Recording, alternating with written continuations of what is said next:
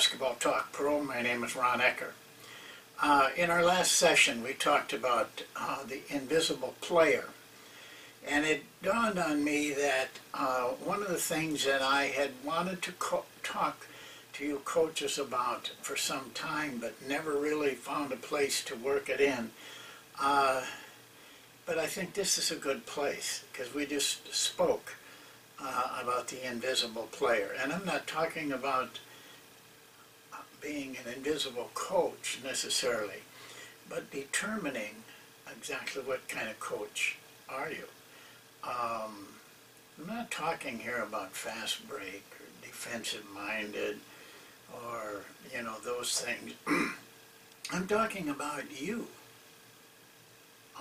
because it has a whole lot to do with what you do as a coach and how you react as a coach and the problems you face as a coach.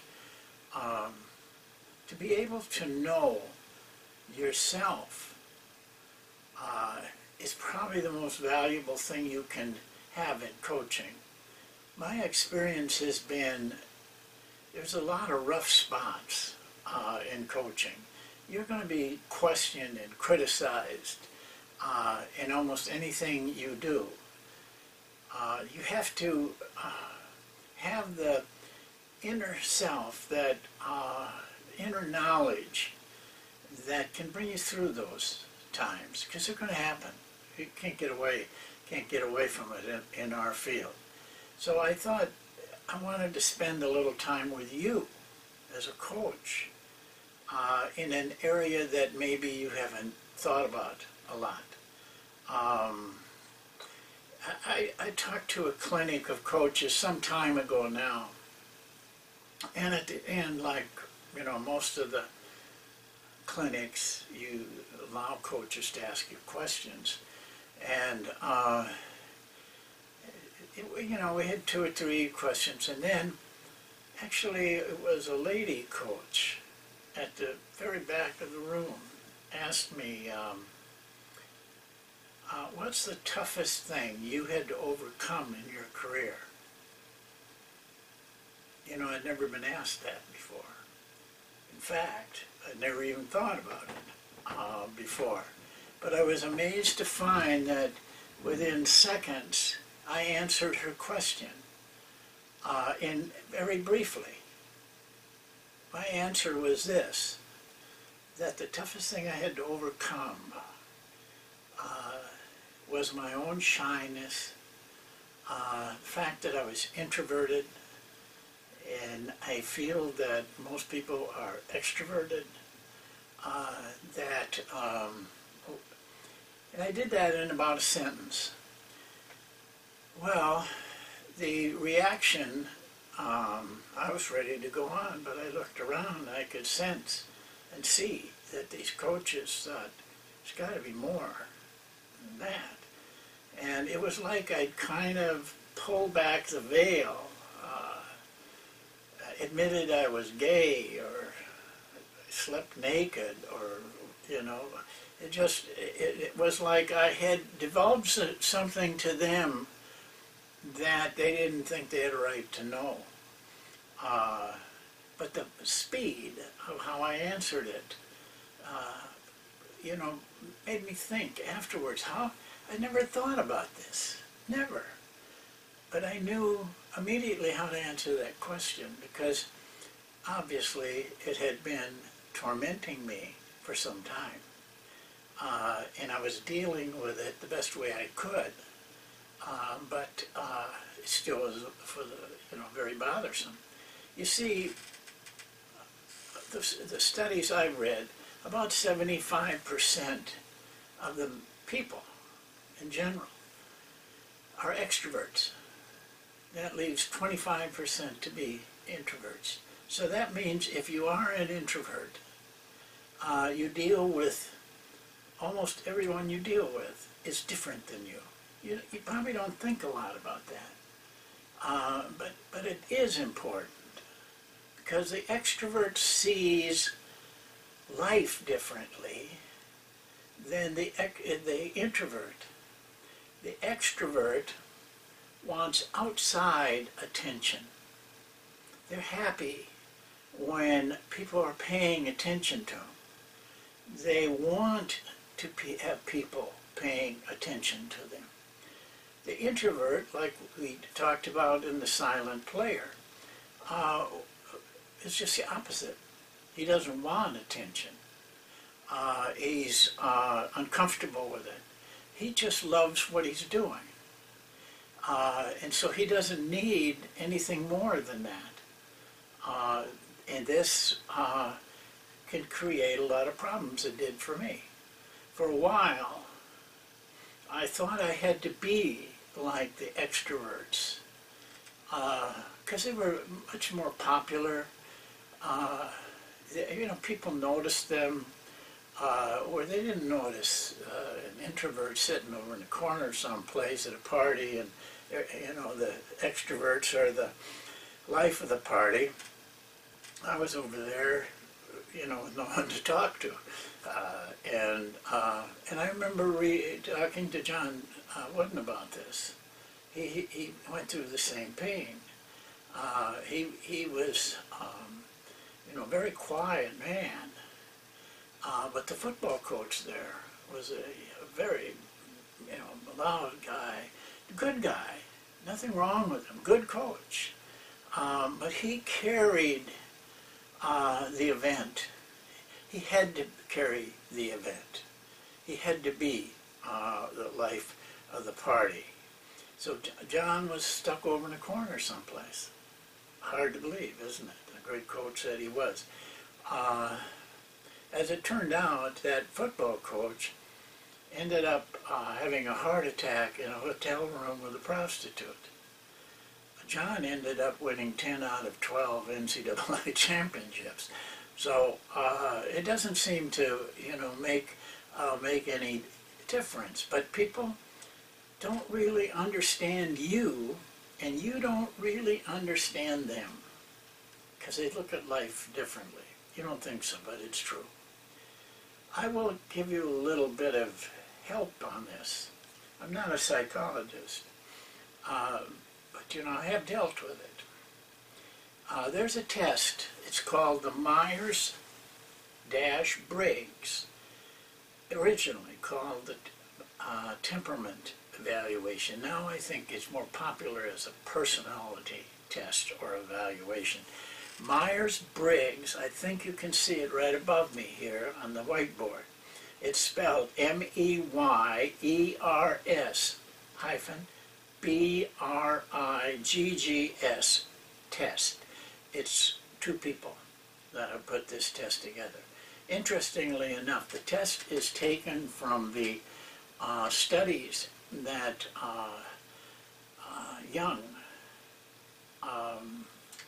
wrote about and brought to the world. He had developed what he looked at as temperaments. He's the guy who came up with introvert and extrovert. He came up with other terms too, though, that coordinated with it. So they took that information and they made a test out of it. It's a very well-known test, especially in the business world. Two of the four teams that I was with used that test. You probably have seen some of it too and didn't notice it, but they have little tags with 4 letters on it. Those 4 letters indicate a temperament, and the combination of those 4 letters tells you what particular temperament you are. Very easy. Go on the internet, look up the name Myers-Briggs, and you will find that there are places that you can take it for free. And then you can get more involved in it if you want to. But when you take it for free, you will be given a printout that will tell you what your 4 letters are and what those 4 letters mean to you. They will tell you whether you're introverted or extroverted, but they'll tell you other things too. Are you judgmental? Are you instinctive? All these things that may help you to understand yourself. And don't be afraid, because there is no type that you should fear. You know, you shouldn't fear being an extrovert. You shouldn't fear being an introvert. You can succeed with both, but it does help you to determine if your personality naturally fills what a coach's personality normally is. And I think you'll find when you do it that it shows up that if you're an introvert, that you have problems dealing with extrovert things. Well, there's a lot of them, these introverts. I don't really know some of the problems and pains that go with being an extrovert. I think I've spotted a few. I do know what being an introvert is like. There's more introverts in coaching than you would think. But you don't know that because they don't tell you. There's no, you know, with some coaches you can read their whole life. But introverts generally pretty skimpy what you hear about them. Let me give you an example. Jerry Sloan, probably in the last 20, 25 years, no one coached his team better than Jerry Sloan. If you watched his team play on TV, you would see him stalking along the sidelines, cursing out officials, cursing out players, and you would get the image that this guy is really loud. Well, it's actually the opposite of what is true. Jerry Sloan, probably very few people know this, is a farmer.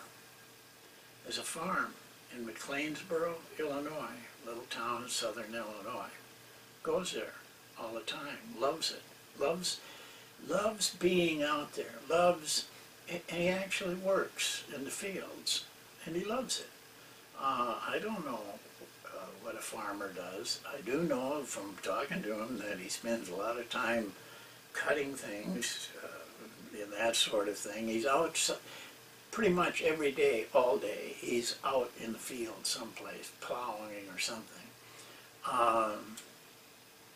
He loves it, loves the work outside. Now take a look at this man. Here's another thing he does. Every year when he coached, at the end of the year, after he had everything tied up, and it didn't take long for him because he had a very simple system, he'd get in his car and he would drive from Salt Lake City to McLeansboro, almost 2/3 of the country. I can't remember how many hours he told me it took him. It was somewhere in the area of 14, 15, 16 hours. And here's how he did it, because Jerry had a system always. 4 hours, stop for gas, 2 Excedrins, because you see he had a lot of body pain from his playing days, hips, knees, all that. 2 Excedrin, maybe a snack, maybe a sandwich, on the road again. Next 4 hours, gas, 2 Excedrin, snack. And that's how he went across the nation. Now you might wonder, why didn't he fly? Why did he do that? Trek, and then had to trek back too when the season started. Well, a lot of you would say, well, he likes to drive. It's a deeper reason, much deeper reason for what he was doing. You see, if he flew, they closed that door, and he was, and that's where he had to sit. And then all of the noise, the guy speaking over the intercom, the flight attendants asking you if you wanted coffee or whatever you want, and the neighbor is on the cell phone talking, the guy sitting next to you, or worse, he's talking to you, and then people coming around for interviews, the type. They even act like they know you. Hi Jerry, how you doing? Jerry doesn't know him from anything. Well, the noise is what would keep him from flying. The noise. See, when you close the door in that car, get her up to 70, there's nobody but you. I doubt seriously Jerry ever used the radio. So there you are for 4 hours, all by yourself, quiet, silence, solitude, and that's what an introvert craves. So he was willing to give up comfort for those 16 hours of being by himself. No one bugging him, no one calling him, no, he didn't have a cell phone. And that's the Jerry Sloan. That's what he was really about. Well, I want to leave with this. It doesn't make any difference what you are, an extrovert or an introvert. You have to live with both of them, and you have to live with the pain that they can give you in your career. But it's better to know, and it's better to understand. You know, I went through my life till maybe about 5 years ago, thinking I was weird because of always avoiding anything that involved more than one person, really. I read a book. It was, I don't know why I picked it out, but it was called A Party of One. And if you are an introvert, and if you're having struggles with that, which we have, then I would advise you to read that book. It's written by a lady. She talks about herself, but she also talks about her father, who dies, and she realizes that there were other people in the world like her, that she wasn't the only one. But introverts have weird little things about them. Not going to family outings, wanting to stay home alone on Thanksgiving Day or Christmas Day. And it's also a book you should give to your partners, the people that live with you.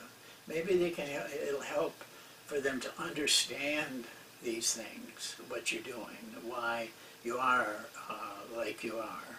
Now, in my family, they wouldn't read it, so I would hope, though, that in your family they would, your group of people, so that they could understand what you were like.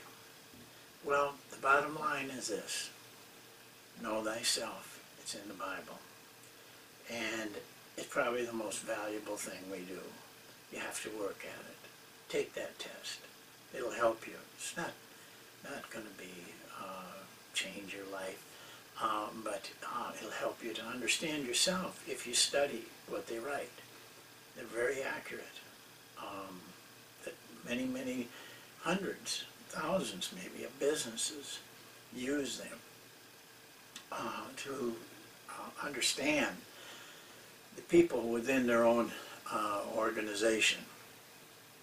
I think we all have a battle, an inner battle.